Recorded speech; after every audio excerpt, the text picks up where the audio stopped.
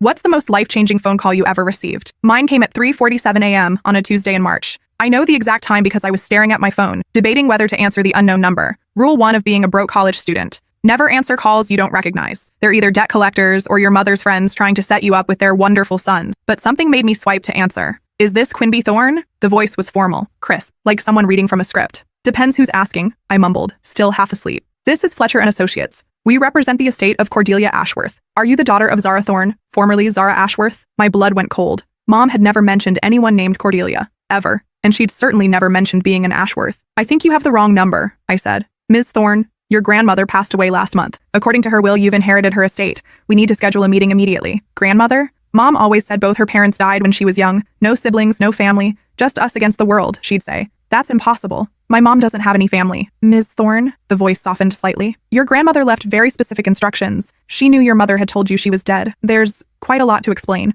I sat up in my tiny dorm room, suddenly wide awake. What kind of estate are we talking about? I asked. $17 million. And a house. The room started spinning. 17 million? We'd been living on ramen and hope for years. Mom worked 3 jobs just to keep me in school. Why now? If she's been alive this whole time, why reach out after she's dead? Your grandmother was estranged from your mother, but she's been watching you, paying for things. Your scholarship to university? That wasn't merit-based. My scholarship. My full ride to the most expensive private school in the state. I'd always wondered how I'd beaten out thousands of applicants. She paid for my school, among other things. Ms. Thorne, there are conditions to the inheritance. You must come to Willowbrook immediately, alone, and you cannot tell your mother about this call. Why can't I tell Mom? Silence stretched across the line. Because your mother isn't who you think she is. And neither are you. The lawyer gave me an address in Willowbrook, a town I'd never heard of, 3 hours north. Said I had 48 hours to decide or the money would go to charity. After hanging up, I stared at my phone for an hour. Then I called Mom. Honey, it's almost 5 a.m. Is everything okay? Mom, who is Cordelia Ashworth? The silence that followed told me everything. Where did you hear that name?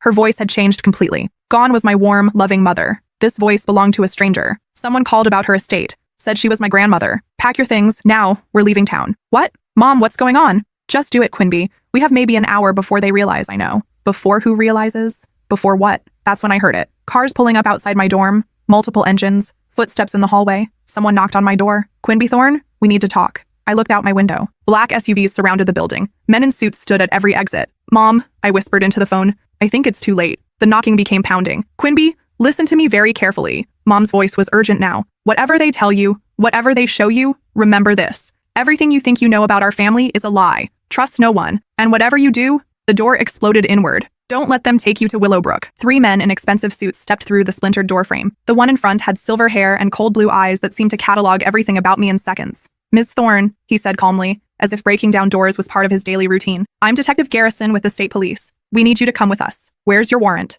I clutched my phone tighter, Mom's voice still a whisper in my ear. He smiled, the kind of smile that never reached his eyes. This isn't that kind of visit. Your grandmother's estate requires immediate attention. There are security concerns. My grandmother is dead. I backed toward my window, calculating the drop to the grass below. 3 stories. Probably survivable if I aimed for the bushes. Ms. Thorne, the second man spoke up. He was younger, nervous. There are things about your family you don't understand. People who want to hurt you. People like you. We're here to protect you, Garrison said. Cordelia Ashworth made many enemies during her lifetime. Word of your inheritance has already leaked. Do you really want to find out what happens to a 20-year-old girl with $17 million and no protection? I pressed the phone closer to my ear. Mom's voice was barely audible now. Baby, can you hear me? Yes, I whispered. Whatever happens, don't sign anything. Don't trust anyone who claims to know what's best for you. And remember, Garrison snatched the phone from my hand and crushed it under his heel. Enough games. You're coming with us. Am I under arrest? Not yet. The third man stepped forward. He was massive, built like a linebacker, with scars across his knuckles that told stories I didn't want to hear. Let's make this easy, he rumbled. I grabbed my emergency backpack, the one Mom had taught me to keep packed since I was 12. Back then, I thought it was paranoia. Now I realized it was preparation. Fine, but I'm driving myself, Garrison laughed. I don't think so.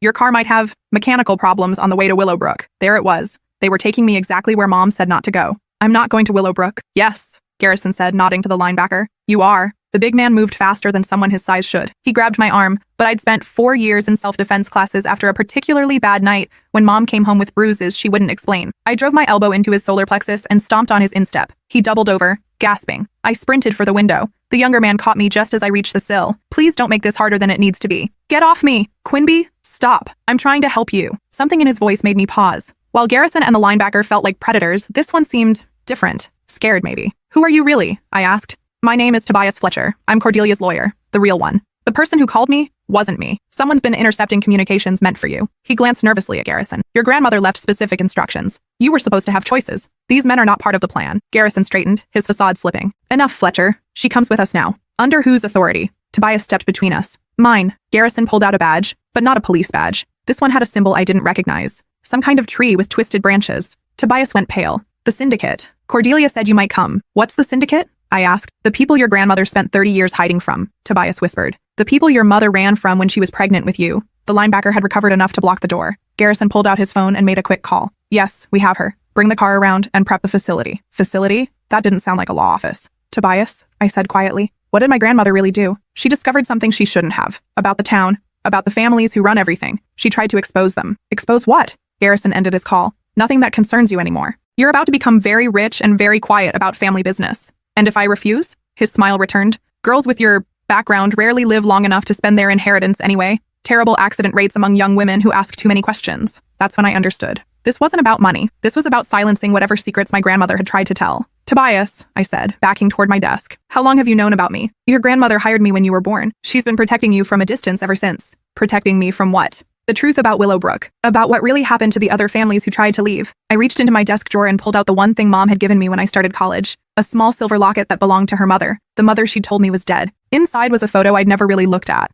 A woman who looked exactly like me, standing in front of a massive house. On the back, someone had written, Willowbrook Estate, 1987, before everything changed. This is her. I breathed. This is Cordelia. Tobias nodded. She wanted you to have that. It's the only photo she kept. Garrison's patience was clearly running out. We're leaving. Now. Wait. I studied the photo more carefully. In the background, barely visible, was a man in a suit. A man with silver hair and cold blue eyes. A man who looked exactly like Garrison, just 30 years younger. You know her? I said slowly. You knew my grandmother personally. Garrison's expression shifted. For just a moment, something that might have been pain flickered across his features. She was my wife. The room went silent. Your wife? Tobias stammered. Before she became Cordelia Ashworth. Before she started asking questions about things that were none of her business. Before she stole my daughter and disappeared. My legs felt weak. Your daughter? Zara? Your mother? He stepped closer. Which makes you my granddaughter? The world tilted. This man, this cold, threatening man, was my grandfather? That's impossible. Mom said her parents were dead. To her, I was. The day she learned what I really did for a living. What this family really was. His voice softened, just slightly. Cordelia convinced her I was a monster. That the only way to protect you was to run. Are you? I asked. A monster? He was quiet for a long time. That depends on your definition. I've done terrible things to protect this family, to protect this town, to protect secrets that would destroy a lot of innocent people if they came to light. What secrets? Come to Willowbrook with me. Let me show you what your grandmother was really trying to expose. Let me show you why she was wrong. Tobias grabbed my arm. Quimby, don't. Once you go there, once you see what's in that house, you can never leave. That's why your mother ran. That's why Cordelia spent her final years planning your escape route. Escape route? The money? The inheritance?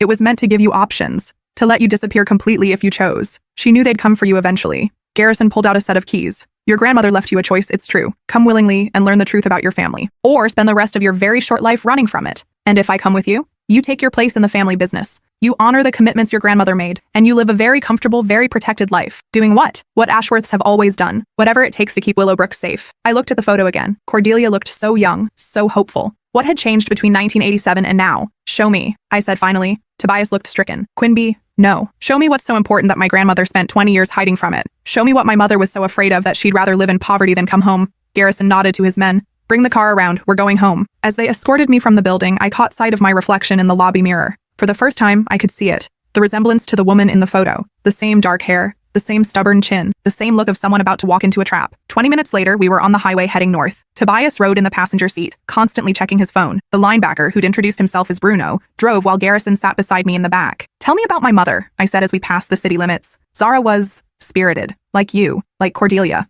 Garrison stared out the window. She believed in fairness, in justice, noble concepts that don't always align with necessity. What's that supposed to mean? Sometimes, to protect the many, you have to sacrifice the few. Your mother never understood that concept. Give me an example. He was quiet for several miles. Then, there was a reporter, came to Willowbrook in 1995, asking questions about some missing persons reports. People who'd supposedly moved away but never collected their final paychecks. Never transferred their medical records. What happened to him? He had an accident. Tragic car crash on the winding road out of town. You killed him. I protected 847 families from having their lives destroyed by headlines that would have painted them all as accomplices to something they knew nothing about. Accomplices to what? Garrison turned to study my face. You really don't know, do you? Cordelia never told you anything. Told me what? Willowbrook isn't just a town, Quimby. It's an experiment. A place where certain problems get solved permanently. My stomach clenched. What kind of problems? The kind that can't be handled through traditional legal channels. The kind that powerful people need to disappear. You're talking about murder. I'm talking about justice. When the courts fail, when evidence gets buried, when money buys innocence, that's when places like Willowbrook become necessary.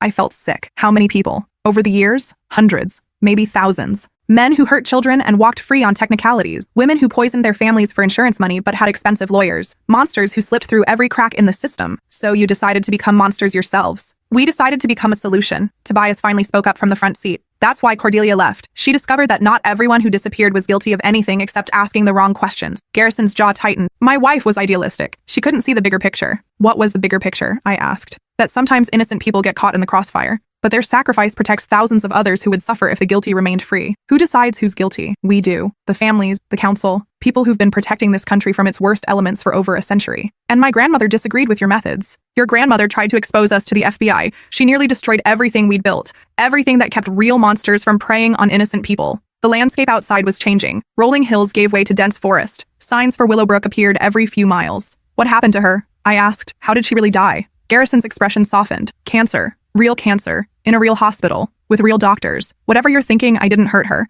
Despite everything she'd done, despite the damage she tried to cause, I loved her until the day she died. But you didn't try to reconcile. She made her choice. She chose righteousness over family, chose principles over protection. Maybe she chose love over fear. He looked at me sharply. What do you mean? Maybe she chose to love all people instead of just the people you decided deserved it. We drove in silence for several more miles. Finally, Tobias turned around. Quimby, there's something else you need to know. About the inheritance. What about it? The $17 million. It's not just money. It's funding. For people who want to expose what happens in Willowbrook. Your grandmother spent years documenting everything. Names, dates, methods. She left you enough money to take it all down. Garrison went very still beside me. She left me evidence? Not just evidence. Proof. Video recordings. Financial records. Testimonials from families of people who disappeared. Everything needed to bring down the entire operation. Where is it? Hidden in the house. In a safe that only opens to your DNA signature. That's when I understood why they really needed me alive. It wasn't about family reunions or taking my place in some twisted legacy. They needed access to whatever evidence could destroy them. And if I refused to open it, Garrison's hand moved to something inside his jacket. Then you'll join the long list of people who had tragic accidents in Willowbrook. Even though I'm your granddaughter, family loyalty goes both ways, Quimby. You're either with us or against us. There's no middle ground in this business. The signs for Willowbrook were getting closer. 5 miles, 3 miles, 1 mile. I had a choice to make. Honor my grandmother's dying wish to expose the truth, or protect myself by becoming part of the machine that had been killing people for decades. Through the trees, I could see the outline of a massive house on a hill. Willowbrook Estate. My inheritance, my grandmother's trap, and possibly my tomb. The car turned onto a private road marked with a sign. Willowbrook, private community. Authorized personnel only. Last chance, Garrison said quietly. Join the family business willingly, and you'll live a very comfortable life. Fight us, and you'll disappear like everyone else who couldn't see the bigger picture. I closed my eyes and thought about Mom, working 3 jobs to keep us afloat. About all the nights she'd wake up screaming from nightmares she never explained. About the fear that lived behind her eyes every time someone knocked on our door. About the woman in the photo who'd looked so hopeful before everything changed. I want to see the evidence first, I said finally. Not possible. Then you'll have to kill me, because I'm not opening anything until I understand exactly what my grandmother was trying to protect me from. Garrison studied my face for a long moment. Then he smiled, and for the first time, it reached his eyes. You are definitely Cordelia's granddaughter. The car pulled up to the most beautiful house I'd ever seen. 3 stories of Victorian elegance, surrounded by gardens that looked like something from a fairy tale. This was where my mother had grown up, where my grandmother had lived before everything went wrong, where I was about to learn the truth that had torn my family apart. Welcome home, Quimby, Garrison said as we climbed the front steps. The door opened before we reached it. A woman in an elegant black dress smiled at us warmly. Ms. Thorne, she said, your grandmother has been waiting for— My blood froze. My grandmother is dead. The woman's smile never wavered. Death is relative in Willowbrook. Please come in. Cordelia is very eager to see you. I stopped walking. That's impossible. Many things seem impossible until you understand the full scope of what we do here. The woman stepped aside, gesturing for us to enter. I'm Dr. Vivian Cross. I've been caring for your grandmother since her transition. Transition to what? Garrison placed a hand on my shoulder. Come inside, Quimby. Some explanations require visual aids. The interior of the house was even more stunning than the exterior. Crystal chandeliers cast rainbow patterns across marble floors. Oil paintings of stern-faced ancestors lined the walls. Everything screamed old money and older secrets. Dr. Cross led us through a series of increasingly ornate rooms. Library, parlor, dining room,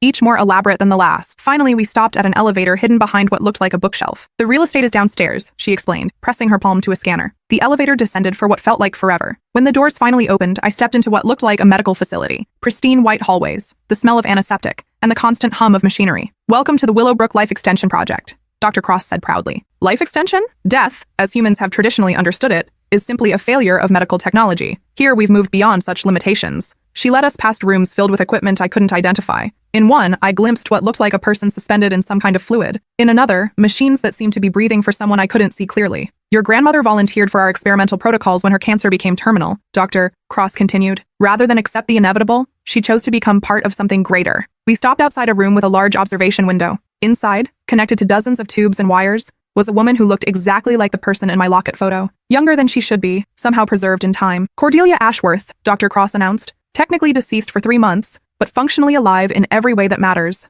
I pressed my hands against the glass. That's not possible. Her brain activity is normal. Her memories are intact. She's simply paused between life and death while we perfect the technology to bring her back fully. Bring her back how? Garrison stepped beside me. We've been working on this for decades. The ability to preserve consciousness, to extend life indefinitely. Your grandmother was our first successful long-term subject. She's a guinea pig. She's a pioneer. The first person to move beyond the limitations of human mortality. Dr. Cross checked a tablet. Her vitals are stable. Brain scans show full cognitive function. She's aware of everything happening around her, but she can't respond yet. The communication protocols are still being developed. I stared at the woman who was supposedly my grandmother. She looked peaceful, but something about the whole setup made my skin crawl. This is why my mother ran, I said. This is what she was afraid of. Zara was short-sighted, Garrison replied. She saw abomination where she should have seen advancement. The ability to preserve the best minds, the most important people indefinitely. Imagine the possibilities. Who else is down here? Dr. Cross consulted her tablet again. Currently, 17 subjects in various stages of the process. Politicians, scientists, business leaders,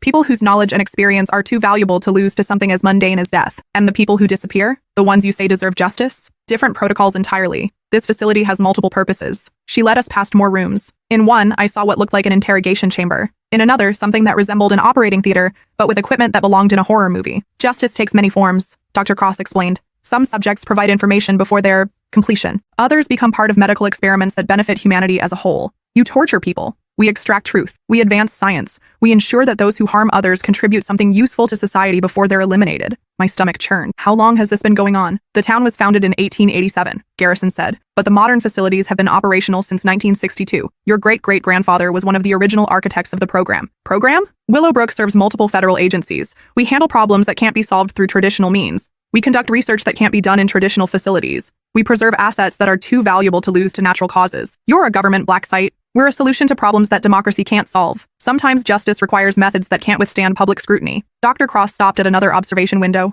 Inside was a man strapped to a table, electrodes attached to his skull. This subject arrived yesterday, suspected of trafficking children but released on a technicality. Traditional law enforcement failed, so he becomes our responsibility. What will you do to him? Extract information about his network, identify other predators, then ensure he never hurts another child. By killing him, by repurposing him, his organs will save lives. His brain tissue will advance our research. His death will prevent countless others. I watched the man struggle against his restraints. He looked terrified, desperate. Whether he was guilty of what they claimed didn't matter. What they were doing was wrong. I want to see my grandmother, I said. Alone. Dr. Cross glanced at Garrison, who nodded. 5 minutes. The room is monitored, so don't try anything foolish. They led me into Cordelia's room. Up close, she looked even more like the photo. The same bone structure, the same delicate features, but her skin had an artificial quality, like she was made of wax. I sat beside her bed. The machines hummed quietly, keeping her suspended between worlds. Grandmother? I whispered. Can you hear me? For a moment, nothing happened. Then her eyes moved, just slightly, but enough to focus on my face. I am Quinby, Zara's daughter, your granddaughter. Her eyes widened slightly. I thought I saw recognition there.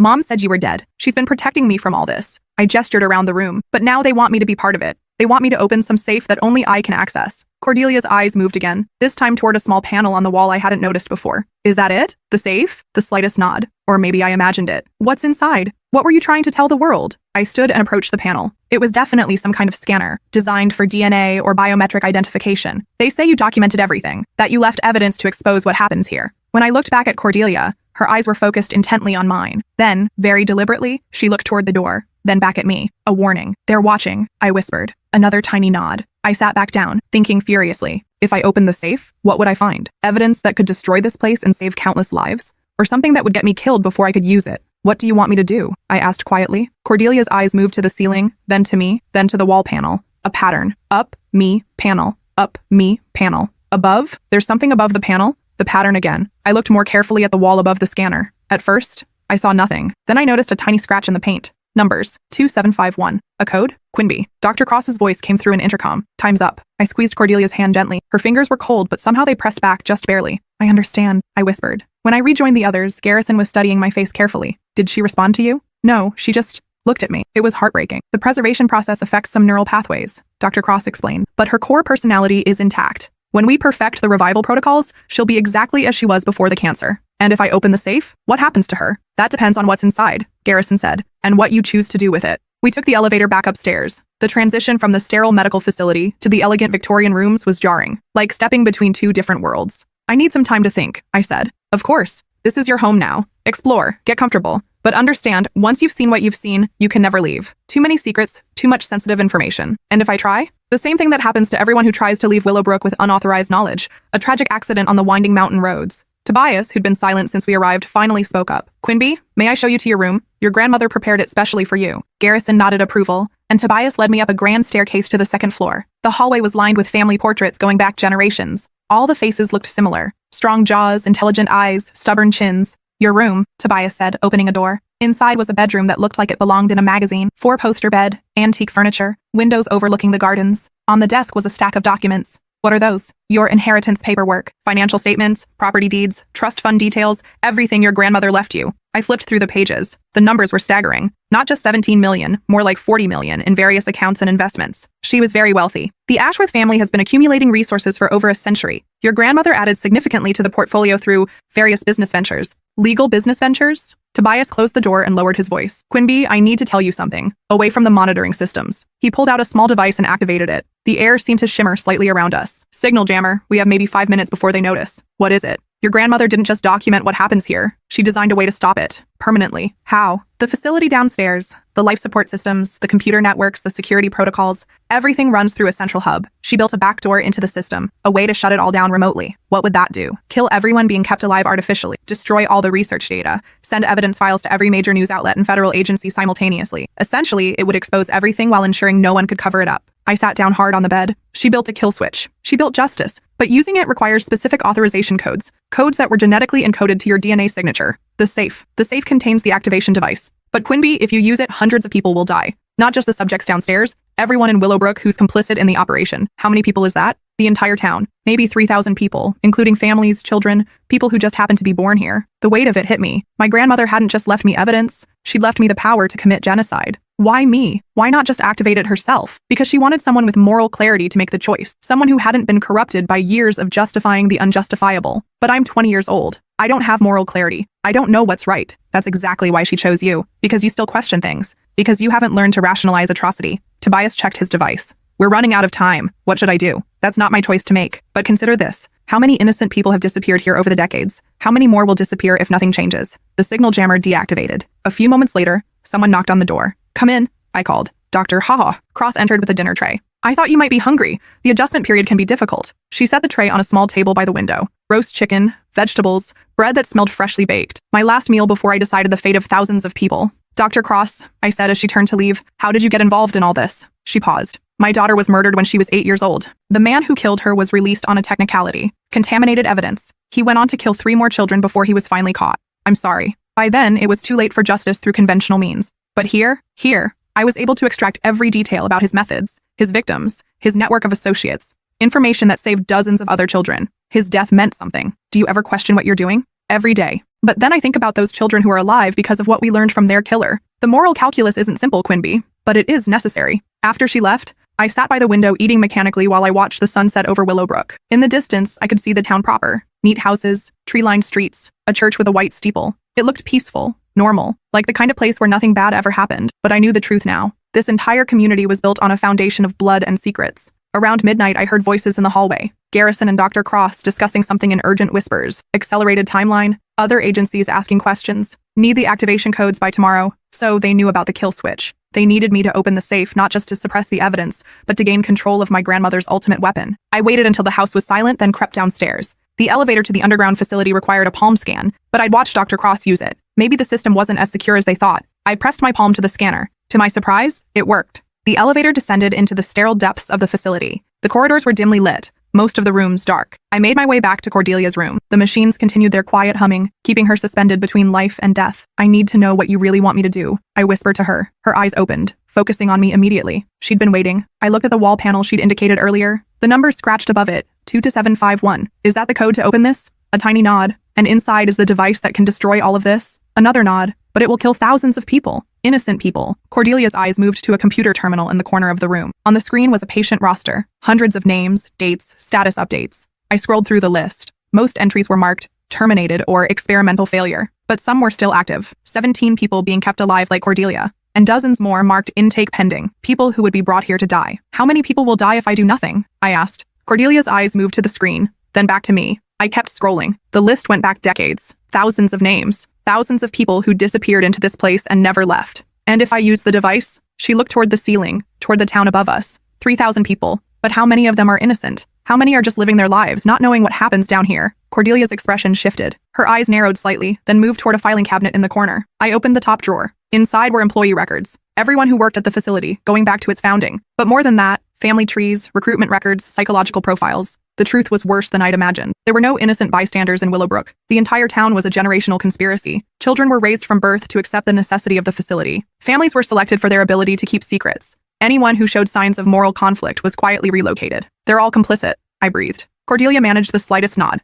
I looked through more files. Birth certificates, education records, marriage licenses, all carefully controlled to maintain the genetic and psychological profiles necessary for the operation. Willowbrook wasn't just a town. It was a breeding program for perfect killers. Even the children? Cordelia's eyes moved to another section of files. I found what she was indicating. Educational curricula for the local schools. Children as young as 6 were being taught that some people deserved to die. By age 12, they were touring the facility. By 16, they were participating in interrogations. My mother escaped this. A nod, followed by Cordelia looking toward a photograph on her bedside table. A picture of a young woman with a baby. Mom and me, when I was maybe 6 months old. You helped her get away. Another nod. And now you want me to finish what you started. Cordelia's eyes closed for a long moment. When they opened, they were filled with something that might have been tears. I understood. This wasn't about revenge or justice or even stopping the killing. This was about love. The love of a grandmother for a granddaughter she'd never been allowed to know. The love of a mother for a daughter who'd been forced to run. The love of a woman for all the innocent people who would suffer if this place continued to exist. I'll do it, I whispered. I approached the wall panel and entered the code. 2751. The panel slid aside, revealing a small safe. Inside was a device about the size of a smartphone, along with a handwritten note.